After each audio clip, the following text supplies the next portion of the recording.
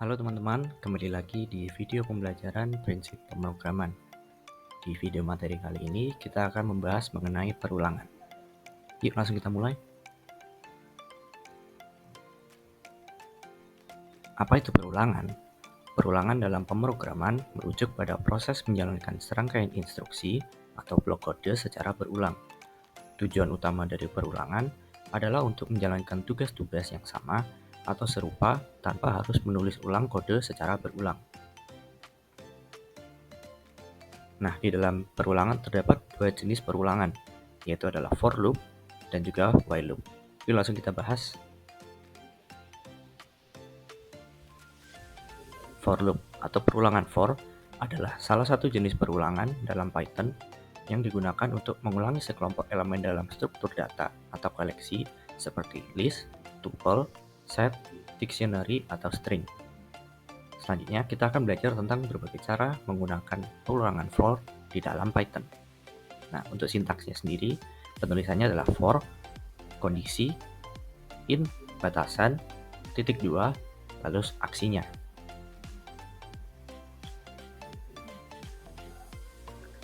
Yang pertama adalah for untuk struktur data. Perulangan for dapat digunakan untuk mengulangi elemen dalam sebuah struktur data.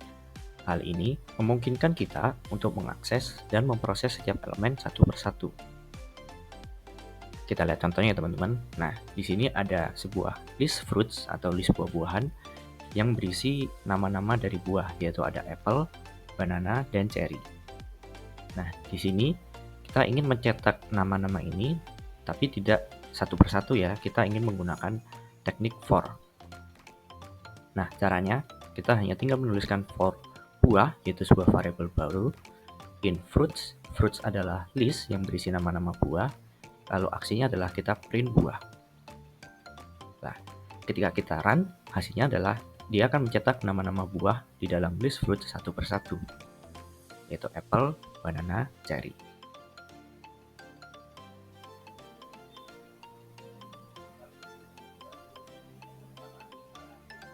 Kita lanjut for dengan range. Fungsi range digunakan untuk menghasilkan deret bilangan yang sesuai dengan parameter yang diberikan. Ini sering digunakan dalam perulangan for untuk menghasilkan urutan bilangan yang akan diulang. Langsung ke contohnya ya teman-teman. Kita mulai dari yang paling kiri. Di sini ada for dengan range, dengan penulisannya adalah for variabel in range dalam kurung 4.2, aksinya adalah kita akan ngeprint variabelnya. Nah, hasil dari code di atas akan menampilkan urutan angka dari 0 sampai 3. Nah, kita perhatikan angka 4 yang di dalam kurung ya teman-teman, atau di dalam parameter. Angka 4 ini berarti batasan akhir dari perulangan. Akan tetapi, angka 4 tidak akan ikut tercetak. Kita lanjut ke contoh yang tengah. Di sini ada for variable in range dalam kurung 1,4. Dengan aksinya adalah kita print lagi variabelnya. Nah, fungsi range secara default menjadikan angka 0 sebagai nilai awalan. Tetapi, kita bisa menentukan nilai awal dengan menambahkan parameternya. Seperti contoh, yaitu ada angka 1. Nah, artinya angka 1 ini merupakan awalan dari perulangan dan 4 sebagai batas akhirnya. Tetapi, seperti sebelumnya, angka 4 ini tidak ikut tercetak ya teman-teman.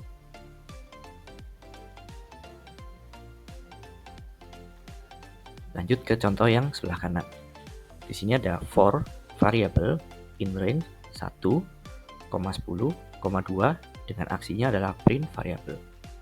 Nah, selain merubah nilai awal, kita juga dapat merubah kelipatan hasil perulangannya. Secara default, perulangan akan menambah urutan sebesar 1.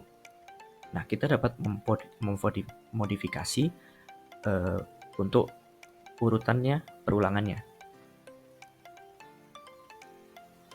Seperti contoh, ini ada range dalam kurung 1,10,2. Artinya, nilai awalnya adalah angka 1 dengan batas akhir 10, tapi angka 10 tidak ikut tercetak ya teman-teman. Dan kelipatannya adalah 2. Maka nanti angka yang tercetak adalah 1, 3, 5, 7, dan 9.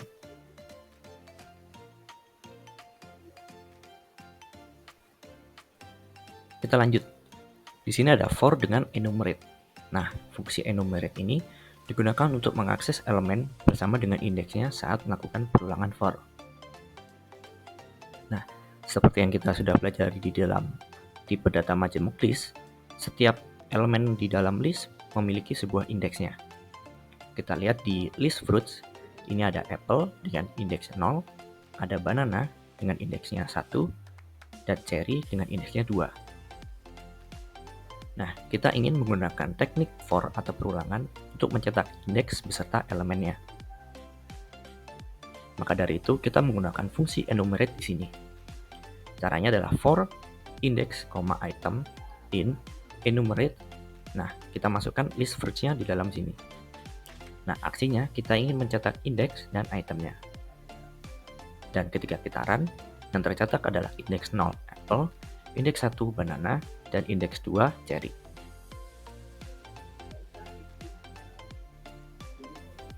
Selanjutnya ada for untuk string. Nah, perulangan for juga dapat kita gunakan untuk mengulang karakter yang ada pada suatu string. Kita langsung ke contohnya. Di sini ada variable string yang bernilai tulisan Python. Nah, kita ingin mencetak huruf karakter masing-masing dari tulisan Python ini, tapi dengan cara teknik perulangan for. Caranya, kita tinggal menuliskan for huruf in string dengan aksinya adalah huruf, mencetak huruf. Maka hasil akhirnya adalah yang tercetak adalah B, Y, P, H, O, dan N.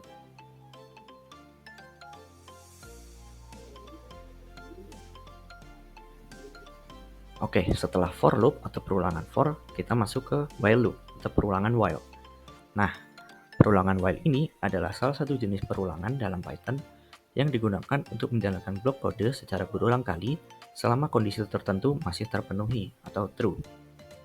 Perulangan ini berguna untuk mengotomatiskan tugas atau kode tertentu sampai kondisi yang tidak diinginkan lagi. Untuk sintaksnya adalah while, kondisinya, titik 2, dan aksi-aksinya.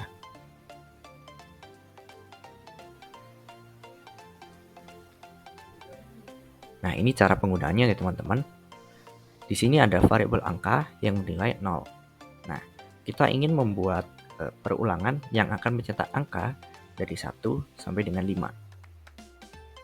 Caranya, kita menuliskan while angka kurang dari 5.2, angka plus sama dengan 1 yang artinya angkanya akan ditambah 1. Nah, kita akan print angka sekarang variabel angka. Nah, di luar perulangan while-nya, kita akan mencetak print akhir dari program untuk menandakan akhir dari run programnya. Nah, ketika program di run, maka yang terjadi adalah seperti contoh di sebelah kanannya ya teman-teman, yaitu angka sekarang 1, 2, 3, sampai 5, dan setelah 5, dia akan keluar dari perulangannya.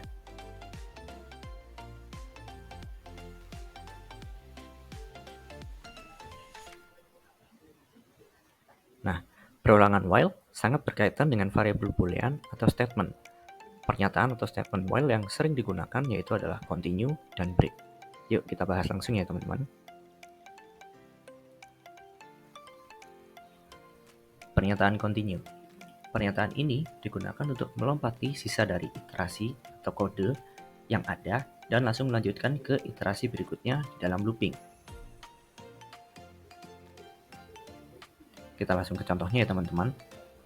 Di sini ada seperti contoh tadi, angka sama dengan 0, dan kita ingin membuat perulangan angka dari 1 sampai dengan 5. Akan tetapi, kita ingin angka 3 tidak ikut tercetak. Maka dari itu, di sini ada sedikit perbedaan di dalam code-nya, di dalam perulangan while, di mana kita menambahkan pengkondisian, yaitu if angka sama dengan 3 dengan aksinya adalah continue. Nah, maksud dari continue ini, dia akan membuat loop meloncat ke perulangan berikutnya. Maka ketika kita run programnya, yang terjadi adalah angka sekarang adalah 1, 2, 3 tidak ikut tercetak, langsung ke 4, 5, dan finish, perulangan selesai.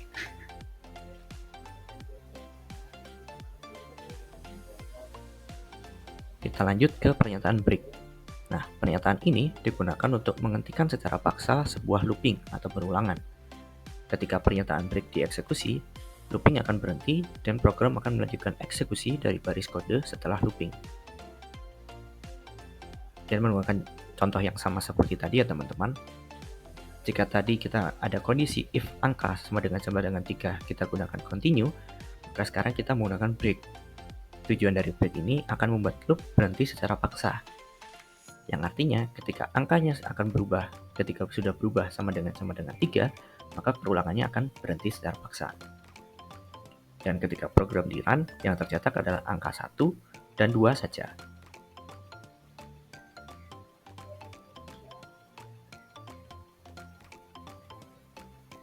Nah, di dalam perulangan terdapat built-in function lainnya. Kita langsung ke contohnya ya teman-teman. Nah, berikut ini ada salah satu dari banyaknya dari built-in function-nya. Yang pertama ada nested loop atau perulangan bersarang. Nah, nested loop merupakan perulangan di dalam perulangan, di mana perulangan dalam akan dijalankan satu kali setiap iterasi dari perulangan luar. Langsung ke contohnya ya teman-teman. Di sini ada for i in range 3 yang artinya akan range-nya adalah 0 sampai dengan 2. Lalu di dalam perulangan yang pertama atau perulangan luar, kita menambahkan perulangan lagi, yaitu for j in range 2 yang artinya perulangannya dari 0 sampai 1 saja. Dan aksinya adalah kita ingin mencetak variabel i, variabel j. Maka hasilnya adalah seperti yang di sebelah kanan ya teman-teman.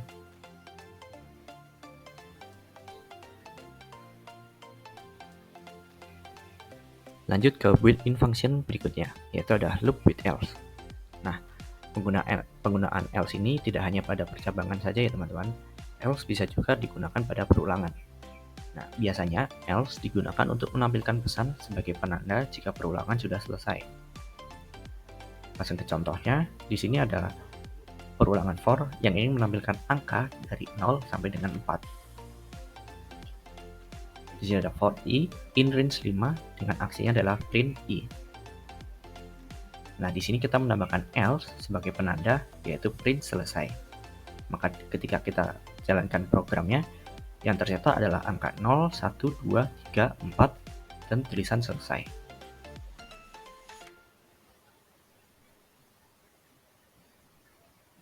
Lanjut ke built-in function berikutnya, yaitu ada pass. Pernyataan pass ini bertujuan untuk men-skip baris code pada perulangan tersebut. Penggunaan pass biasanya digunakan ketika sedang membangun project untuk menghindari error. Langsung ke contohnya, di sini ada variabel fruits yang berisi list nama-nama buah. Nah, dengan perulangan for buah in fruits, aksinya adalah pass, maka tidak akan terjadi apa-apa.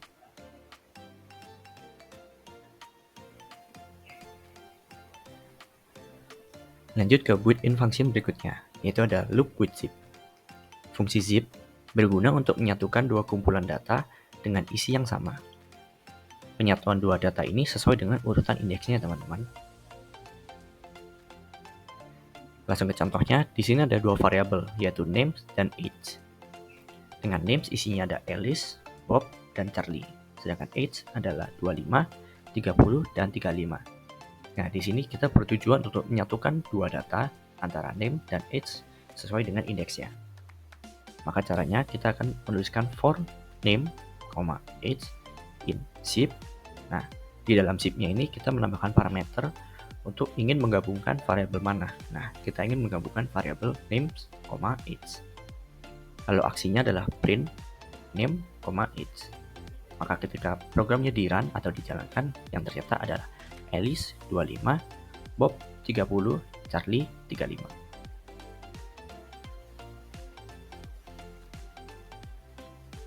Kita lanjut ke built-in function yang terakhir, yaitu ada loop with sorted. Fungsi sort berguna untuk mengurutkan kumpulan data angka acak. Nah, langsung ke contohnya teman-teman. Di sini ada list number yang berisi angka acak dari 3, 1, 4, 1, 5, 9, 2. Angkanya acak ya teman-teman. Nah, di sini kita ingin perulangan for ini untuk mengurutkan angka-angkanya. Nah, caranya kita akan membuat perulangan for num atau singkatan dari number in sorted. Nah, variabel apa yang ingin diurutkan, yaitu variabel numbers. Nah, aksinya adalah kita print 6.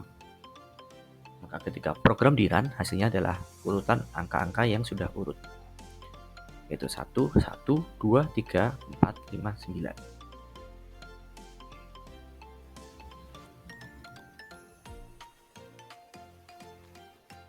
Nah, sampai di sini dulu ya materinya teman-teman untuk perulangan. Terima kasih sudah mendengarkan sampai akhir. Dan jangan lupa untuk dicoba codingannya ya teman-teman, agar kita selalu belajar. Nah, sampai jumpa di video berikutnya ya teman-teman. Sampai jumpa. Dadah.